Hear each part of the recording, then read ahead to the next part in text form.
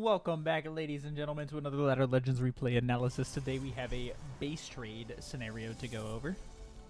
It's going to be between Gwee, aka Mr. Zealot, and Heartbreak.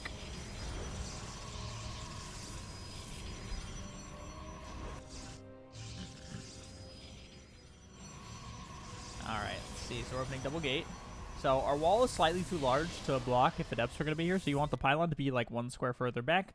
Gateway here, leaving a one square wall for your probes to walk through, and then the cyber core here. That way you block it off completely.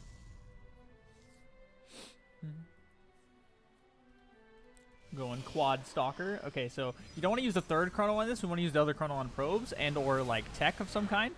But if we use... Nice. Very nice kills. Okay, so we go across here. This actually straight up might just be game over. I think it is just game over. Okay, so we kill these. So, as far as like priority targeting here goes, we kill the pylon, right? And then what can the batteries do? And the batteries have a lot more HP. They have a lot more HP than the... than the pylon does. So we kill the pylon here, and then we can probably, like, unironically, either go up the ramp and do some damage, or we can just kill the Nexus. So I like that you send one stalker up. I see we're trying to do some Christianer micro over here. But we kill the pylon, or we could just ignore it completely, right? If we're out of the range of the shield battery. 4 stalkers, 1 shots a probe. So if we get up here, we could just target down probes one by one. It was a really good job killing the first 2 adepts. Unfortunately, there's a proxy pylon over here. Let's see, what are we doing behind this? I'm going for Robo as well as Charge. We're going, the Zealot's going for the Zealot build. Who would have thunk? Very nice job doing some damage. We're way ahead on workers.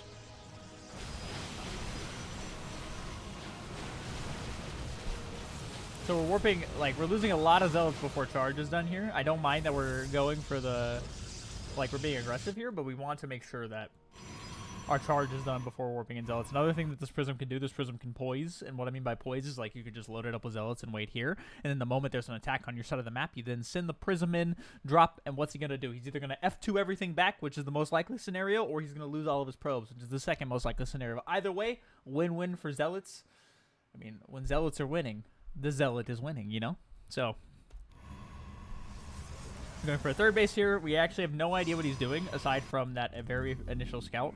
So this is where we want to, like, earlier before the Prism came in, what we want to do is we want to warp in a sentry, and then we want to energy overcharge, hallucinate a Phoenix, and scout that main base. If we scout that main base, what would we find? We'd find 5 gateways and literally no tech. Well, we saw the blink, so I guess Twilight as a tech, but like nothing to follow it up. No Forge, no Robo, no Twilight Council, no DT Shrine. We would see nothing as far as like furthering the game tech-wise goes. And then even seeing the natural with 3 additional pylons finishing, what does that indicate to you? That indicates that someone wants to be warping in a lot of units. And so we could just... our spidey senses should be tingling over here. If he's somewhat competent, something else would be on the map somewhere, and we could be looking for this proxy, right? So, another thing a hallucinated Phoenix would scout, and this is very, very important here, right? Say we were to have a hallucinated Phoenix in there at this current moment, it would see the lack of units. There's literally no units here. Where is the army? You saw multiple Blink Stalkers, you know? Like, where is this army? Okay, so... If this is the start of the base trade, which I'm assuming it is, the unit count grandiose stands at the count when they're finished warping in. So it's going to be 16 Stalkers against 2 Immortals, 4 Stalkers, and 3 Zealots. We have Charge, so all we need is Immortals and Zealots. Unfortunately, one of our Immortals does go down. So what we should do right here is we should start an Immortal instantly. We should warp in a Sentry for the top for this ramp, because if you can't get vision up here, then you can't blink up here, right? So we warp in a Sentry, we start an Immortal, and then we warp in a bunch of Zealots as well. And then you take a probe off of this base, you send it to like up here or up here to make a base, maybe even here. And then your goal now is to find the pylons powering all the structures. So the moment you see he's attacking and you're attacking, these units go up into the main base. We kill these 2 pylons, and now you're in an actual base trade scenario. He has to decide whether to recall or to just end up losing as if he doesn't get on top of your production, which that's where the Sentry Immortal comes in mind, right? We have plenty of money to do all of these things I'm describing. We just have to have the presence of mind to do these things. So these are the routes in which we would want to go in this kind of situation. So we're sending the Zealots in. Very good. He works in 5 Stalkers. This is why it's so important to get on top of the production, right? He gets up the ramp. Okay, so we're warping it across the map. So the thing is, right now, he just has a lot more units. I like that we're making more production, but we want to be doing this elsewhere. Are we recalling?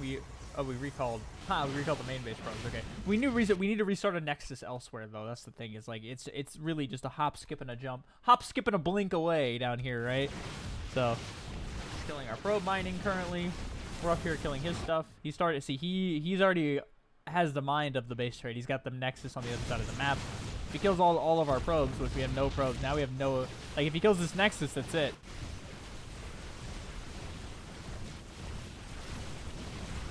Him recalling half of his army is not the smartest thing because you have a bunch of anti-stalker here. Very nice job on the control.